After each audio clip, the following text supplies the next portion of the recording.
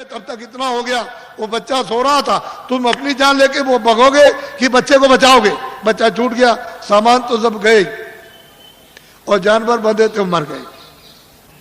तो जो कह करके गया था तुमने उसकी बात क्यों नहीं सुनी? वो तो तुम्हारे हित की बात कर रहा था, उसका क्या हित था? अरे जो कह के गया उसका लाभ मुझे बताओ क्या था? वो तो ये देख रहा था आपको दुख होगा तो जब मैं रोएंगे चिल्लाएंगे तो मुझे भी दुख होगा, तो वो कह के गया था आपको, वो सुनना चाहिए था। सीधी सादी बात, समय बड़ा खराब आ रहा। अच्छा, अब मैं आपको अमूलक चीज दे दूं। ये तो बाहर की बातें समझा दी, आपको थोड़ी सी इशारा कर दिया, लेकिन ये बात जरूर है कि घर बार तुम कभी मत छोड़ना, खेती मत छोड़ना, दुकान मत छोड़ना, दफ्तर का काम है। जो भी आदमी घर बार छोड़ के बच्चों को छोड़ के चला जाएगा काम काज और साधु हो जाएगा, उसको कभी भगवान नहीं मिलेगा, कभी भी नहीं मिल सकता। ये पहले मेरी बात को ध्यान से सुनो। अपने घर में रहो, बच्चों के बीच में रहो, इसी जगह, और 23 घंटे तुम मेहनत करो इस शरीर से, शरीर के लिए। दुकान करो, दफ्तर का काम, खेती करो, इस शरीर के लिए, भोजन कपड़ों के लिए, इसके लिए, दवा के लिए, सब, और बच्चों के लिए, इसके लिए। और 1 घंटा उसमें से बचाओ अपनी जीवात्मा के धन के लिए, ताकि इसको कल्याण हो जाए, इसकी मुक्ति हो जाए, ये आवागमन से छुटकारा पा जाए, न जल में न मरे। 1 घंटा तुम नहीं बचा सकते हो, और 23 घंटे इसमें तुमको लगाने को कह रहे। तुमको ये तो नहीं कह रहे कि तुम छोड़ देना को, ये तो सोचो तुम। और मैं तुमको इसी मनुष्य रूप मंदिर में, इसी में जो अनमोल मनुष्य मंदिर जो दिया है, जिसमें जीवात्मा बंद है, उसी में मैं अभी रास्ता आपको बताता हूं। अभी इसको कहते हैं नामदान। इसके पहले 2 चीजों का ध्यान रखो हमेशा, कि शाकाहारी हो जाओ। जितने भी अनाज है, सब्जी है, फल है, दूध है, घी है, 100 बार खाओ। कितने बार? 100 बार। तुमको भूख लगे उससे भी ज्यादा खाना। तुमको कोई मना करने आए तब कहना। अच्छे मकान में रहो, अच्छी झोपड़ी में रहो, मना कौन करता आप? लेकिन शाकाहारी, अशुद्ध आहार मत करना। बस इतना ही बचत करनी है कि आपको अशुद्ध आहार नहीं करना। किसी आदमी का, किसी बच्चे का, किसी पशु का, किसी पंछी का अशुद्ध आहार नहीं करना। शुद्ध आहार करो आप, जिससे शुद्ध बुद्धि रहे। भाई इतना ही तो आपको बताना, क्योंकि अशुद्ध आहार से तो तरह तरह घर में झगड़ा, बाहर झगड़ा, ये झगड़ा, वो झगड़ा, ये बीमारी, वो बीमारी, वो बीमारी, वो बीमारी, वो बीमारी, वो तो फैलने वाली है। अभी बीमारी जो फैलेगी उसको तो अभी आपने देखा ही नहीं। तो असल में शाकाहारी, शुद्ध आहार। दूसरा है बीड़ी पियो, तंबाकू पियो, हुक्का। मैंने तो कभी पिया नहीं, मुझे तो मालूम है नहीं कि हुक्का, बीड़ी, तंबाकू कैसा होता। लेकिन ये बच्चे जो 18 साल 20 साल के खड़े हैं, वो बीड़ी तंबाकू हुक्का नहीं पीते, कभी मत पीना। जो बच्चे नहीं पीते कभी मत पीना, एक खराब आदत न डालना। जो पीते हैं वो पी लो, आपके लिए मत। लेकिन बच्चों, बच्चियों, ऐसा कोई नशा मत करो जो तुम्हारी बुद्धि पागल हो जाए। तुमने इसको नहीं सोचा? कोई नशा मत करो किसी तरह का हो जो बुद्धि पागल हो जाए, और तुम अपने घर में बच्चे बच्ची को और अड़ोस पड़ोस में बहू बेटी को पहचान न सको। ऐसा कोई नशा मत करो। और चले जा रहे हो तुम, तो सामने तुमने समझा कि जमीन बराबर, और वहां गड्ढा मिला, उसमें पैर चला गया तो पैर टूट गया, और सिर लड़ गया गड्ढे में तो सिर फट गया, मर गए।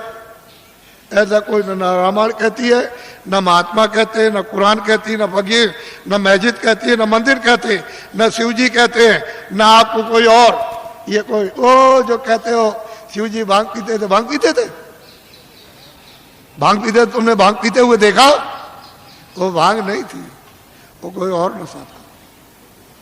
ये झूठी बात है। जो लोग उनके नाम से भांग पीते और कहते हैं वो भांग पीते थे, भांग नहीं पीते थे। ये ऐसा देवता कभी भांग नहीं पीता, वो भांग नहीं पीते। लेकिन तुमने ये 2 चीजों से बचो, बाकी तो कोई मैंने मना किया नहीं। मैं तो एक सीधा साधा आपका सेवक हूँ, एक आदमी हूँ, और सही सच्ची बात तुम्हारे सामने तुमको बताने आए हो। तुम नहीं जगोगे, नहीं समझोगे तो मैं इसके लिए क्या करूंगा? मैं तो अपनी बात कह के चला जाऊंगा। जब तुम उधर जाओगे और उधर जब हिसाब होगा तुम्हारा, क्योंकि वो तो सब लिखा जा रहा, आज दिन में तुमने कितना बुरा काम किया, कितना अच्छा किया, कितनों को धोखा दिया, कितनों को मारा, कितनों के साथ बेईमानी की, कितनों को पानी पिलाया, कितने बार मंदिर में पूजा की, कितनी रामायण, कितनी कुरान पढ़ी, ये उधर में और कैसे कुरान पढ़ी, ये वो सब वहाँ सब लिखा हुआ। वो आदमी भी मिलेगा जिसको तुम काट रहे हो और जिसको मतलब है कि तुम उसको चीर रहे हो, वो सब मिलेंगे वहाँ। तो पूछेगा भाई तुम्हारे सामने कोई रामायण गीता, कोई भागवत, कोई कुरान पुराण कोई तुम्हारे सामने नहीं थे जिन्होंने महात्मा फकीरों ने नहीं बताया कि भाई अच्छा ये बुरा। तो मोहम्मद साहब से पूछा जाएगा कि भाई मतलब ये है कि तुम गए थे जमीन पर और तुमने मतलब ये नहीं बताया कि बुरा काम बद काम है। कह लगे मैंने तो इनसे सबसे कहा था कि ये बद काम है, ये नेक काम, इस बुरे काम को मत करना, अच्छे करना, लेकिन इन्होंने मेरी बात नहीं मानी। तो फिर वो भेजेगा सीधा, वहाँ हिसाब करता है, वो हिसाब करता है। तुमको दोजख और नरक मालूम नहीं है, वहाँ बड़े बड़े बादशाह पिट रहे वहाँ और जलाए जा रहे, कितने करोड़ों वर्षों तक जलाए जाएंगे और लाखों मीलों तक आवाज आती है और कोई सुनने वाला नहीं, कहीं न उनका धन दौलत जाता न तलवार जाती है उनकी। ये झूठा, तुम इसके लिए हम मर गए और चले गए हमेशा। तो इसलिए तुम लोग इस पर विचार करो। तपस्या करने से यानी माया लुभाती है कि तुम ये ले लो धन, ये राज ले लो, तो अगर तुम लुभा गए तो राज मिल गया और राज का जब भोगा तो सीधा नरक को गए।